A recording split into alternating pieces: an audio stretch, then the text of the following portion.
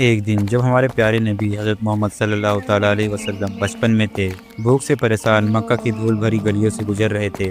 کچھ دوری پر حضرت ابو جہل کا کھجوروں کا باغ تھا۔ ابو جہل ایک یہودی آدمی کے ساتھ مل کر کھجوروں کو ایک بوری میں بھر رہا تھا۔ نبی محمد صلی اللہ تعالیٰ علیہ وآلہ وسلم بہت بھوکے تھے، اس لیے دو کھجوروں کی امید کے لیے دھیرے دھیرے باغ کی طرف بڑھنے لگے۔ جب وہاں پہنچے تو ادب سے سلام کیا، السلام علیکم چچا جان، اور نرمی سے کہا، مجھے بہت بھوک لگی ہے، کیا آپ مجھے دو کھجوریں دے سکتے ہیں؟ ابو جہل نے حیرانی بھری نظروں سے دیکھا اور بولا، میں تجھے کھجور دے سکتا ہوں، لیکن ایک شرط ہے، وہ جو یہودی کھڑا ہے اس کی بوری تو اپنے سر پر رکھ کر میرے گھر تک پہنچا دے، تب کھجور ملے گا۔ بنا دیر کیے نبی صلی اللہ تعالیٰ علیہ وآلہ وسلم اس یہودی کے پاس گئے۔ یہودی حیران سے بولا، اے محمد، تم یہاں کیوں آئے ہو؟ نبی نے فرمایا، میں یہ بوری اپنے سر پر رکھ کر لے جانا چاہتا ہوں۔ وہ چونک گیا، اتنی چھوٹی عمر میں کیا تم یہ بوری اٹھا سکو گے؟ نبی نے مسکرا کر کہا، یقیناً میں اٹھا سکوں گا۔ پھر تھکے ہوئے جسم کے ساتھ بوری سر پر رکھی اور چل پڑے۔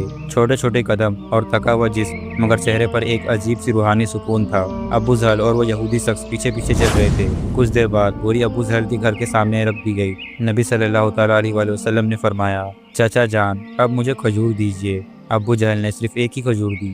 نبی نے نرمی سے کہا، کیا آپ ایک کھجور نہیں دیں گے؟ یہ معصوم سی گزارش ابو جہل کے اندر کی آگ کو جیسے اور بھڑکا گئی۔ غصے میں بھر کر اس نے ایک زوردار تھپڑ نبی کے چہرے پر مار دیا، اور اسی لمحے جیسے سورج ڈوب گیا ہو، آسمان پھٹ گیا ہو، ہوا تھم گئی ہو اور پہاڑ بھی رو دیے ہو۔ ایک معصوم بچے پر ایسا ظلم! ابو جہل ہنستے ہوئے اپنے گھر چلا گیا، مگر تبھی کھجور کی بوری کھولی گئی تو چونکنے والا منظر سامنے آیا۔ ساری کھجوریں چھوٹے چھوٹے پتھروں میں بدل چکی تھی۔ یہ دیکھ کر وہ یہودی سن رہ گیا، آنکھیں پھیل گئی، زبان خاموش ہو گیا۔ وہ بھاگا بھاگا اپنے سردار کو یہ خبر دینے چلا گیا۔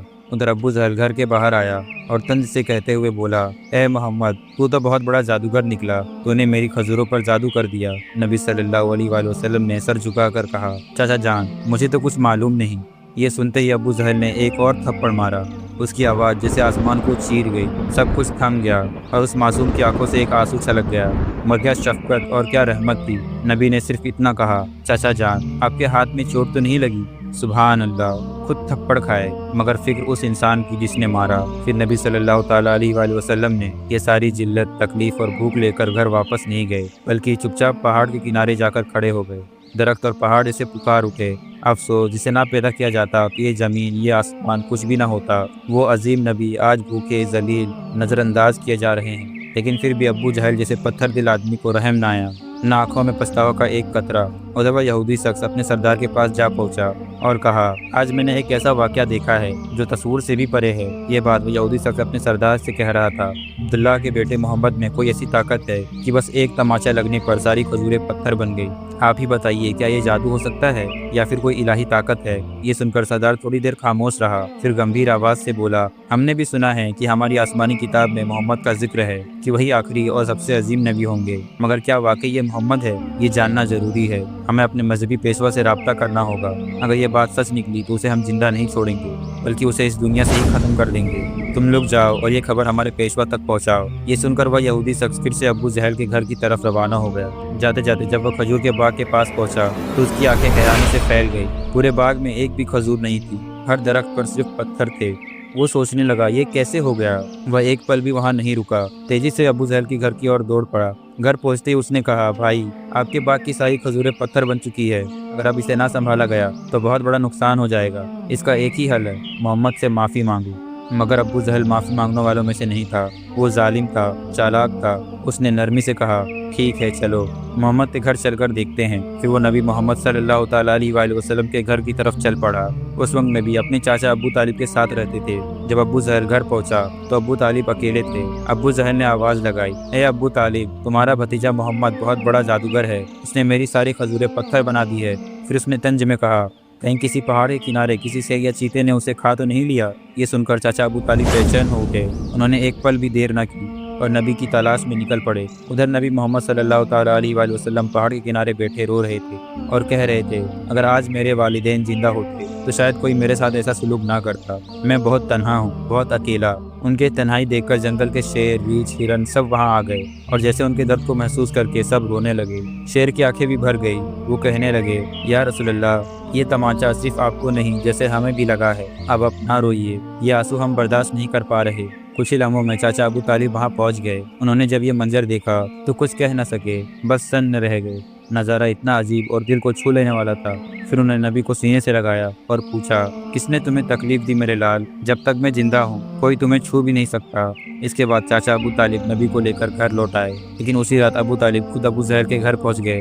उन्होंने गुस्से से नहीं मगर सच्चाई से कहा, तुम उसे जादूगर कहते हो, जबकि उसने तो तुमसे कुछ मांगा भी नहीं, तुम्हारी खजूरें भी नहीं ली, तुम्हारे खिलाफ कुछ कहा भी नहीं। उसकी आंखों से जो आंसू गिरे हैं वो एक दिन पहाड़ों को भी पिघला देंगे। ये कहकर हजरत अबू तालिब वहाँ से चले गए। अबू जहल खामोश रह गया, क्योंकि वह महसूस जरूर कर रहा था मगर तस्लीम नहीं करना चाहता था। असल में वो एक जालिम और घमंडी इंसान था। उसी रात मक्का के आसमान पर एक अजीब रोशनी फैली। सब लोग समझे कोई तारा टूटा है, मगर हकीकत ये थी कि फरिश्ते एक एक करके जमीन पर उतर रहे थे। एक फरिश्ते दूसरे फरिश्ते से कह रहा था, इन आंखों से जो आंसू बहा है एक दिन उसी से अजीम किताब नाजिल होगी। यही सबसे अजीम इंसान है और आखिरी नबी भी, जो पूरी दुनिया के लिए रहमत बनकर आए हैं। उधर जब यहूदियों को इस घटना की खबर मिली तो उनके दिलों में आग लग गई। उन्होंने नबी मोहम्मद सल्लल्लाहु ताला अलैहि वसल्लम को कत्ल करने की साजिश शुरू कर दी, क्योंकि वो चाहते थे कि आखिर नबी उनके कबीले में पैदा हो, मगर ऐसा नहीं हुआ। उनमें से एक यहूदी शख्स अपने मजहबी पेशवा के पास गया और सारी कहानी तफसील से बताई। पेशवा ने थोड़ी देर आंखें बंद की, फिर धीमे स्वर में बोला, मैं इसे पहचान गया हूँ। यही वो नबी हैं जिनका जिक्र हमारी किताबों में है। उनकी दो निशानियाँ हैं, उनके कंधे पर मोहर नबूवत और उनके निगाहों में बसी रहमत। किसी ने पूछा, तो क्या आप ईमान लाएंगे? वो खामोश हो गए, सर झुका लिए, फिर बस इतना कहे, हम नहीं चाहते थे कि वह हमारे कबीले में आए, लेकिन हम सच्चाई का इनकार करेंगे। उधर हर साल चचा अबू तालिब तिजारत के लिए शाम जाया करते थे। उस दिन भी हज़रत अबू तालिब शाम की तरफ जाने की तैयारी करने लगे थे। तभी नबी मोहम्मद सल्लल्लाहु ताला अलैहि वसल्लम आकर बोले, चाचा जान, क्या मैं भी आपके साथ शाम चल सकता हूँ? हज़रत अबू तालिब उन्हें मना नहीं कर सके। अगले ही दिन वो दोनों एक तिजारती काफिले के साथ रवाना हो गए। कुछ दिन सफ़र करने के बाद काफिला बसरा नाम कर की एक जगह पहुंचा। वहीं पास में एक गिरजाघर था जहाँ एक ईसाई आलिम पेशवा रहता था। वह उस दौर का सबसे बड़ा और अजीम पादरी माना जाता था। जब काफिला वहां से गुजरा तो उस ईसाई आलिम ने एक नौजवान को देखा। उस लड़के के सर पर एक बादल का टुकड़ा साया के चल रहा था। जहां वह चलता बादल भी साथ चलता। उसे यकीन हो गया इस काफिले में ही आखिरी जमाने के नबी मौजूद हैं। फौरन उसने अपनी किताब निकाली, पढ़ा, देखा और पक्की तस्दीक की। उसने जल्दी से एक अपने आदमी से कहा, जाओ इस काफिले के सारे लोगों को यहाँ बुलाओ, उन्हें दावत पर बुलाओ।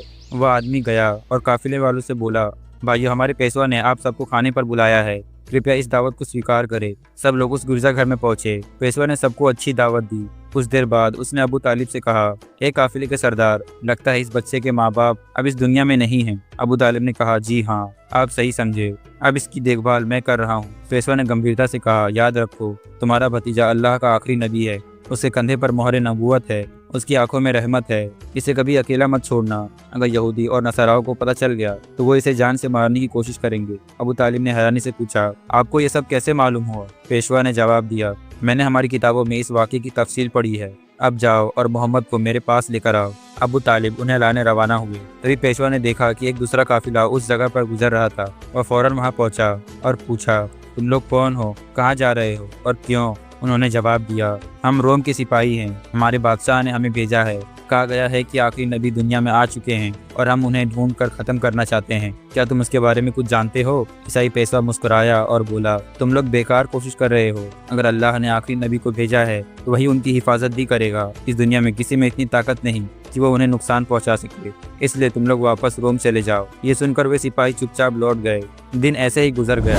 रात में ईसाई पेशवा ने अबू तालिब को गिरजाघर पर बुलाया और कहा, ए काफिले के सरदार, देखा मेरी बात सच निकली ना? यहूदी और नसारा आखिरी नबी के पक्के दुश्मन हैं। अगर वो किसी तरह उन्हें मिल जाए तो यकीनन जान से मारने की कोशिश करेंगे। इसलिए मेरी मानो, अपने भतीजों को लेकर विदेश मत जाओ, वापस लौट चलो। अगले दिन अबू तालिब ने सफर छोड़ने का फैसला किया और काफिला वतन की ओर लौट पड़ा। कुछ दूर ही गए थे कि रास्ते में उन्हें एक घोड़ा नजर आया, लेकिन वहाँ कोई इंसान नहीं था। रुक कर देखा तो एक आदमी मरे हुए हालत में पड़ा था। असल में वह एक यहूदी था, कभी नबी को मारने आया था, लेकिन आज वही नबी खुद अपने हाथों से पानी पिलाकर उसकी जान बचा रहे थे। फिर उसे साथ लेकर काफिला फिर से रवाना हुआ। चलते चलते वो एक समंदर के किनारे पहुंचे जहाँ मछुआरों की एक बस्ती थी।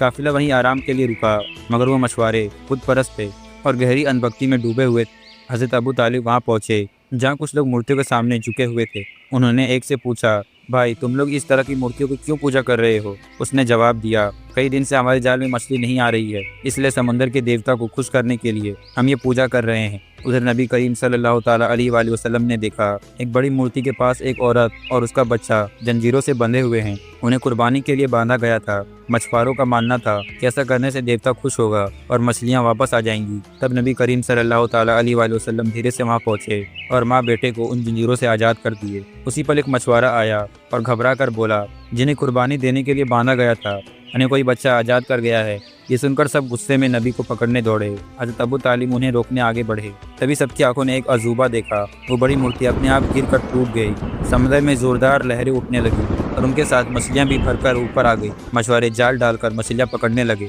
اور خوشی سے جھوم اٹھے۔ یہ سب دیکھ کر ابو طالب دنگ رہ گئے۔